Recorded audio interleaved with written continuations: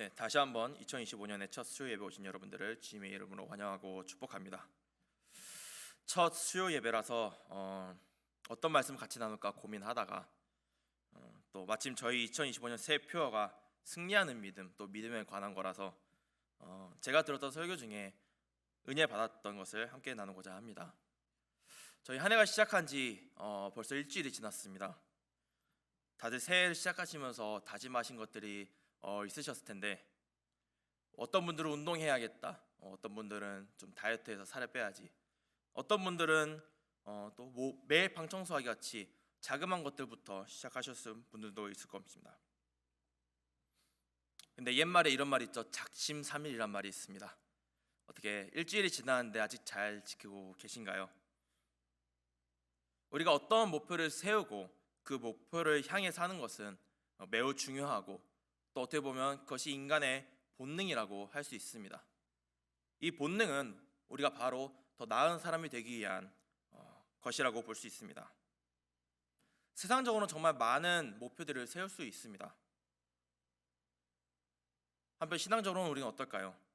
제일 먼저 떠오르는 것은 성경 일독이라든지 새벽 예배 나오기, 큐티하기, 이런 것들이 있을 수 있겠습니다.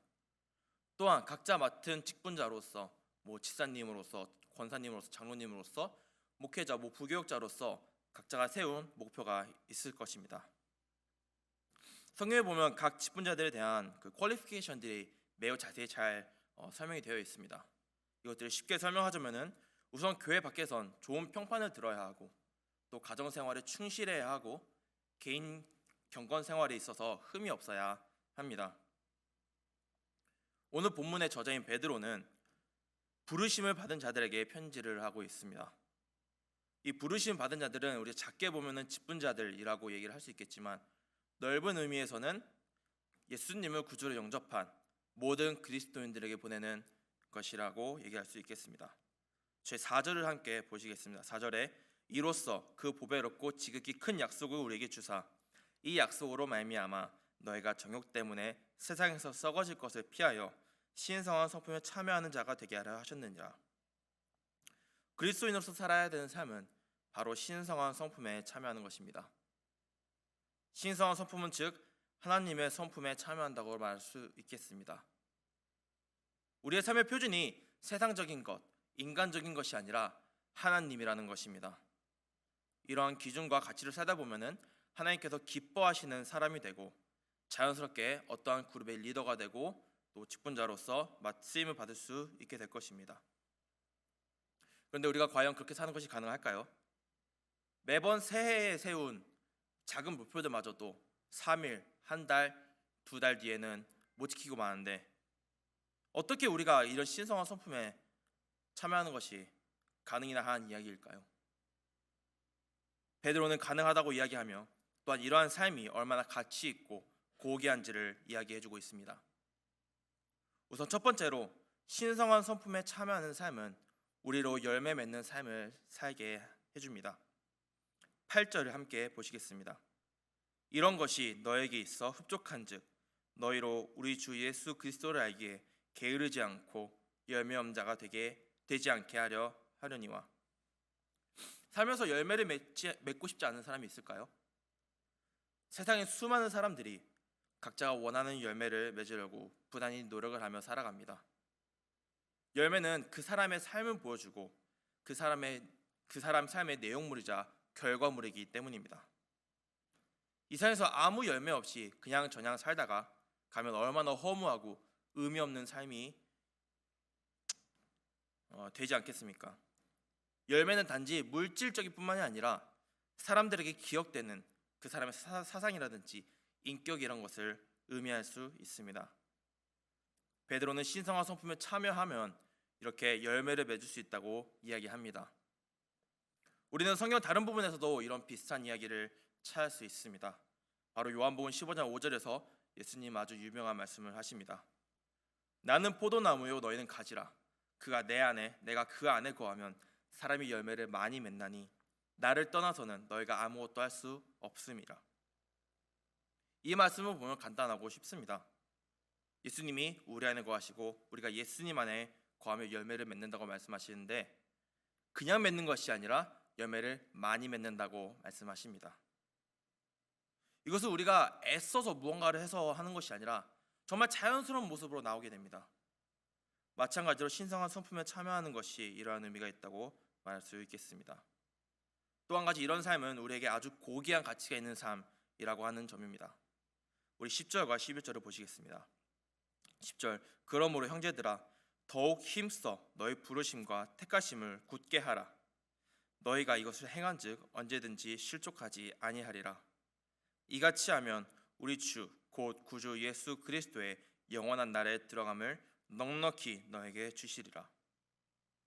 하나님은 우리에게 신성한 성품에 참여한 자가 되도록 부르시고 택하셨다고 10절에 이야기하고 있습니다. 하나님께서 부르시고 택하셨는데 우리가 어떻게 할 수 있겠습니까? 한마디로 우리는 빼도 박도 못한다는 이야기입니다. 이게 얼마나 큰 은혜이고 복입니까? 그 결과는 11절에 예수 그리스도의 영원 나라에 들어감을 우리에게 넉넉히 주신다고 하십니다.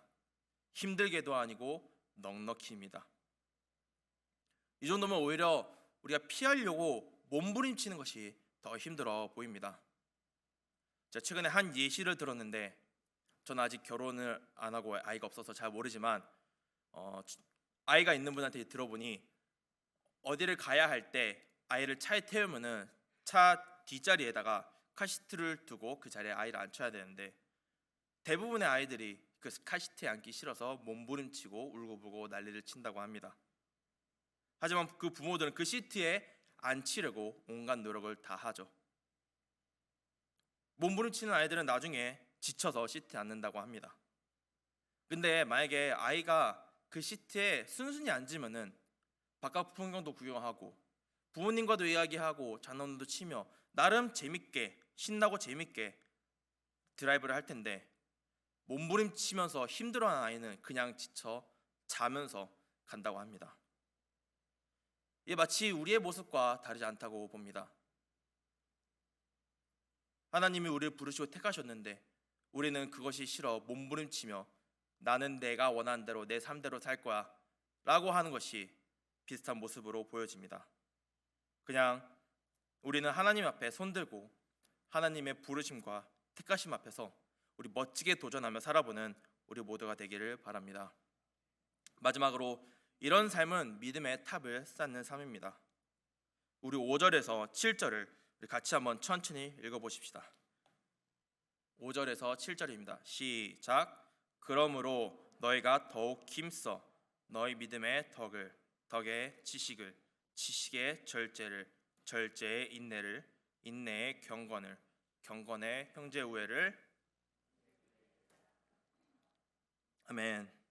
이 말씀은 기독교인으로서 외워야 되는 말씀 중 하나인 줄 믿습니다. 시작은 믿음으로 시작해서 사랑으로 마무리합니다. 마치 탑을 쌓는 것과 비슷하게 보이죠. 아시다시피 탑은 절대로 위에서부터나 아니면 중간에서부터 쌓을 수 없습니다. 밑에서부터 차근차근 쌓아야 합니다. 믿음을 기초로 단단히 하고 마지막을 사랑으로 꽃피우는 이 아름다운 탑. 여러분들 자주 가시고 저도 자주 들렸던 유명한 가구점인 우리 아이케아 가구점에 가시면은 2층에 보면은 이제 모든 가구들이 쫙 있고, 또 이제 원하는 가구에 있는 번호를 적어서 1층에 가서 그 번호에 적혀 있는 걸 찾고 그 박스를 그대로 집으로 가져가서 열어보면은 그 안에는 설명서와 기구들과 조립해야 될 물품들이 있습니다.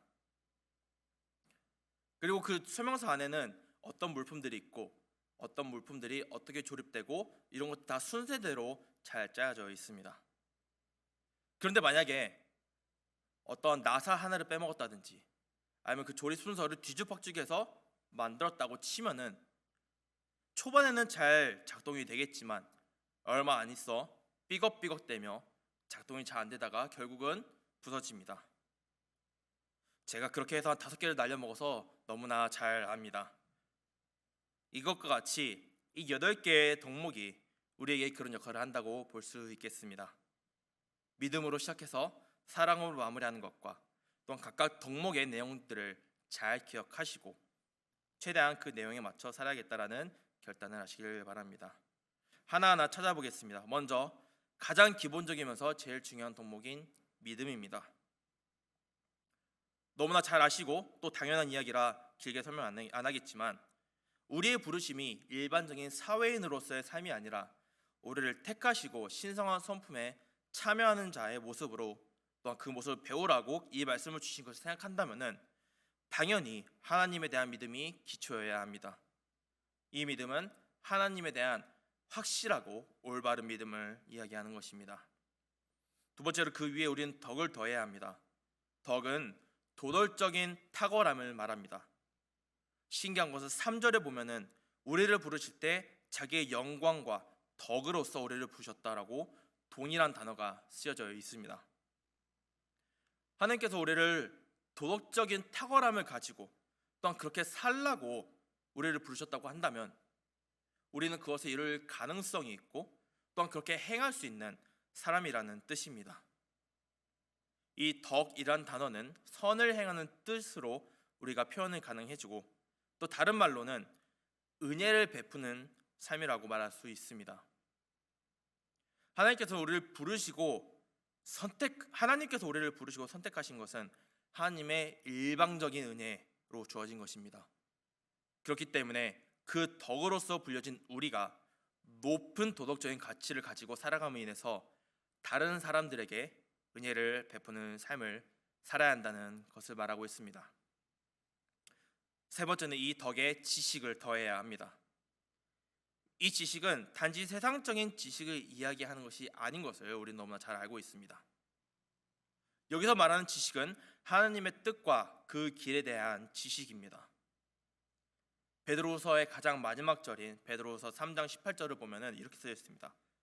오직 우리 주 곧 구주 예수 그리스도의 은혜와 그를 아는 지식에서 자라가라 라며 베드로는 책을 마무리합니다.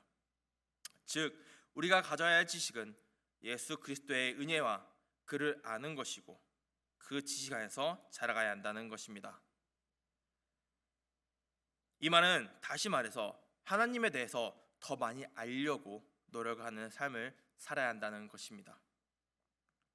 근데 하나님은 우리의 머리와 가슴으로 다 이해할 수 있는 분이 아니십니다. 너무나 크고 위대하신 분이기 때문에 감히 우리가 다 이해할 수 없습니다. 근데 그렇다고 해서 절대로 실망하거나 포기하시면 안 됩니다. 오히려 우리가 더 알려고 노력할 때에 하나님께서는 당신의 사랑과 은혜를 저에게 베푸셔서 하나님 더 알게 하는 인풋을 계속 넣어주십니다. 네 번째는 이 지식에 절제를 더해야 합니다. 이 절제는 성령의 9가지 열매 중 하나입니다. 이 절제는 이때 당시에 헬레니즘 문화에서 크리스천들에게 가장 가치 있는 덕목 중 하나였습니다. 왜냐하면 이 절제는 죄의 정욕에 굴복하지 않는 것이었기 때문입니다. 이러한 이유로 4절에서 베드로는 너희가 정욕 때문에 세상에서 썩어질 것을 피하여 라고 강조하고 있는 것입니다. 이것은 하나님의 성품과 완전 반대되는 것이기 때문입니다. 정욕은 자기 욕구, 자기 쾌락을 추구하는 것이고, 이것이 결국에는 내 몸은 내 것이라고 생각해서 내 마음대로 하는 것, 내가 내 삶의 주인으로 사는 것, 이것이 정욕대로 사는 것이라고 말합니다. 그리스도인들은 그런 삶에서 벗어나야 한다고 이야기합니다. 내 뜻과 내 생각과 내 마음을 내려놓고 주님의 뜻과 주님이 원하시는 것으로 살아야 한다는 것입니다. 다섯 번째로 이 절제 위에 우리는 인내를 더해야 합니다. 인내는 신약의 많은 저자들이 강조하고 있는 그리스도인들의 필수적인 성품입니다. 이유는 이때 당시에 교회와 성도들에게 핍박이 나타나고 있었기 때문입니다. 이 핍박이 너무나 심하니까 복음을 듣고 하나님 믿게 된 사람들이 다시 예전의 모습으로 돌아가 버렸습니다. 그래서 여기서 강조하고 있는 인내는 그 자리에 서 있으라는 말입니다. 그리스도 예수 안에 머무는 능력이 인내라고 하는 것입니다. 이것은 마치 베드로가 이때 당시 교회와 성도들에게 뒤로 물러나지 말고 다시 돌아가지 말고 지금 너가 있는 그 자리가 옳고 바른 자리이니 그 자리를 지키고 있어라 라고 호소하는 장면으로 그려지고 합니다. 어떠한 환경과 상황 가운데서도 그리스도를 저버리지 않는 것이 인내라는 것입니다. 여섯 번째는 경건입니다. 경건은 하나님을 닮아가는 삶을 말합니다. 이 모습은 디모데전서 4장 7절 8절에 아주 잘 나와 있습니다. 망령되고 허탄한 신화를 버리고 경건에 이르도록 내 자신을 연단하라. 육체의 연단은 약간의 유익이 있으나 경건은 범사에 유익하니 금생과 내생에 약속이 있느니라. 이 당시 사회에는 그리스 로마 신화가 바탕이 되어 있는 사회였습니다. 그래서 7절에 망령되고 허탄한 신화를 그리스 로마 신화로 이야기하고 있는데, 즉 이 세상에 쓸데없는 이야기와 이상한 신화에 빠져 살지 말고 오히려 하나님을 더욱더 묵상하라는 삶을 얘기하고 있는 것입니다. 그래야 경건이 잊어버리지 않고 지킬 수 있다고 하는 말입니다. 세상 돌아가는 것에 빠져서 한눈 팔고 살다 보면은 결국은 우리가 갖고 있던 경건을 잊어버리고 세상으로 돌아가기 때문입니다. 우리는 우리의 삶의 우선순위 1순위보다 0순위에 하나님을 둬야 할 점이 있습니다. 그리하면 금생과 내생에 약속이 있는 은혜가 주어지는 것입니다. 일곱 번째는 형제우애입니다. 형제우애는 우리 교회 공동체가 가족이라는 의미를 내포하고 있습니다. 특히나 요즘 젊은 세대들에게 가족이라는 의미가 저희 부모님 세대와는 조금 다르게 다가가고 있습니다.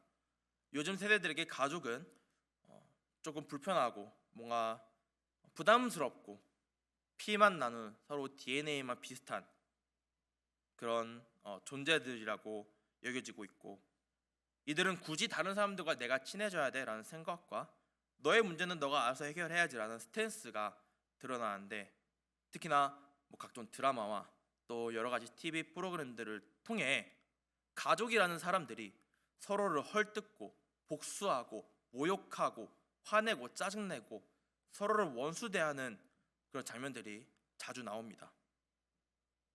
그런 거를 보면서 자라난 세대들은 그게 정상이고 일반적인 것으로 생각하고, 또 심지어 몇몇은 정말 마음 아픈 이야기지만 그런 실제 상황에 처해 있기 때문입니다. 이런 개인주의가 사회에서뿐만이 아니라 마음 아프게 교회 내에서도 심심치 않게 찾아볼 수 있습니다. 하지만 우리가 말하는 가족은 무엇입니까? 서로가 서로를 위해 아끼고 기도하고 연락하고 함께 웃고 울고 아픔과 상처를 함께 이겨내고 서로의 짐을 져주는, 말 그대로 한몸 된 공동체입니다. 사도 바울도 디모데에게 편지를 할 때 서로가 서로에게 어떻게 해야 되는지 매우 자세히 알려주고 있습니다. 디모데전서 5장 1절에서 2절입니다. 늙은이를 꾸짖지 말고 권하되 아버지에게 하듯하며 젊은이에게는 형제에게 하듯하고 늙은 여자에게는 어머니에게 하듯하며 젊은 여자에게는 온전히 깨끗함으로 자매에게 하듯하라. 서로가 다 다른 백그라운드를 갖고 있습니다. 이름도 다릅니다. 성격도 다릅니다. 하지만 모든 성도들을 가족 대하듯이 해야 한다고 권면하고 있습니다. 그리하면 사랑으로 하나 되는 하나님 나라의 공동체를 만들 수 있다고 이야기하고 있습니다. 마지막 여덟 번째로 사랑입니다. 사랑은 그리스도인들에게 있어서 최고의 덕목입니다. 그런데 앞에서 형제우애, 즉 형제 사랑을 우리가 얘기했는데 왜 또 굳이 사랑을 이야기하는 것일까요? 그 이유는 너무나 분명합니다.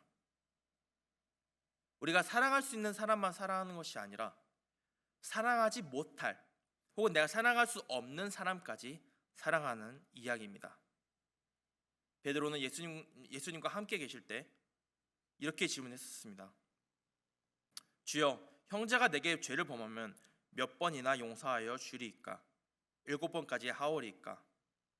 예수께서 이르시되 내게 이르노니 7번뿐만 아니라 7번을 70번까지도 할지니라. 우리가 베드로의 성격을 잘 생각해 보면은 베드로 입장에서는 7번이라는 숫자는 매우 큰 숫자일 것입니다. 물론 7과 10에 대한 완전수의 의미가 있다고 하지만 베드로 본인 입장에서는 7번이면 내가 얘기 많이 했겠지 라고 했는데 주님은 7번에 70번 즉 490번이나 용서하라는 말씀을 하셨습니다. 우리는 어떻습니까? 당장 저만 해도 누군가가 저한테 잘못했을 때 한두 번 정도까지는 봐줍니다. 처음은 모르니까. 두 번째도 그러면 까먹었겠지. 하지만 세 번째 저한테 그렇게 했을 때는 이건 뭐 의도된 거 아닌가 라는 생각을 가지고 좀 멀리하고 기피하게 됩니다. 흔히 말해 3세번 색아웃이죠. 분명 이 말씀의 키워드는 용서이지만 용서도 사랑의 한 모습이라고 본다면은 우리는 사랑의 범위를 확대해야 합니다. 그리고 예수님께서 승천하시기 전에 베드로에게 찾아가셔서 이렇게 말씀하셨습니다. 내가 나를 사랑하느냐? 라며 3번을 물어보셨습니다. 베드로는 진정한 사랑이 무엇인지를 알았던 사람입니다. 그렇기 때문에 사랑이 그리스도인들에게는 최고의 덕목인 것을 강조하고 있습니다. 또한 예수님께서는 이렇게 말씀하셨습니다. 서로 사랑하라. 내가 너희를 사랑한 것 같이 너희도 서로 사랑하라. 너희가 서로 사랑하면 이로써 모든 사람이 너희가 내 제자인 줄을 알리라 라고 말씀하셨습니다. 말씀 마무리하겠습니다. 우리는 새해를 시작하면서 여호수아서를 묵상하고 있습니다. 우리는 하나님께서 여호수아를 통해 어떻게 역사하시는지를 보고 있습니다. 1장에 보면 하나님께서 여호수아에게 말씀하십니다. 강하고 담대하라. 두려워하지 말며 놀라지 말라. 내가 어디로 가든지 내 하나님 여호와가 너와 함께 하느니라. 또한 우리는 여호수아가 요단강을 건너면서 세운 그 돌탑들을 보았습니다. 이 탑의 의미는 하나님이 이 강을 건너게 하셨고 하나님이 항상 함께 하시며 항상 경외해야 되는 존재, 또한 이것을 후세에게까지 전해주는 의미입니다. 또한 오늘 말씀과 또 내일 말씀을 보면은 우리는 여리고성을 믿음으로 함락하는 내용이 담겨져 있습니다. 2025년 저희 교회의 표현은 승리하는 믿음, 믿음의 순종으로, 믿음의 기도로, 믿음의 섬김으로 승리하라입니다. 믿음으로 시작해서 마지막 사랑의 꽃봉오리를 피워야 하는 것이 그리스도인의 삶입니다. 또한 우리는 하나님의 신성한 성품에 참여하는 자의 덕목을 배웠습니다. 이것은 주님의 일을 감당하는 사람에게만 특정된 것이 아니라 모든 그리스도인들이 갖춰야 할 필수 덕목인 것을 또한 알았습니다. 우리 하나하나 모든 덕목들이 잊지 않고 하나님의 성품에 참여하는 자로 살아가야 합니다. 그러면 우리는 열매 맺는 삶을 살게 될 것이고 영원한 나라에 넉넉히 들어감을 얻게 될 것입니다. 이 믿음의 탑을 세워가며 다음 세대에게 믿음의 본이 되며 믿음으로 승리하는 삶을 사시는 저와 우리 여러분 모두가 되시기를 주님의 이름으로 축복합니다.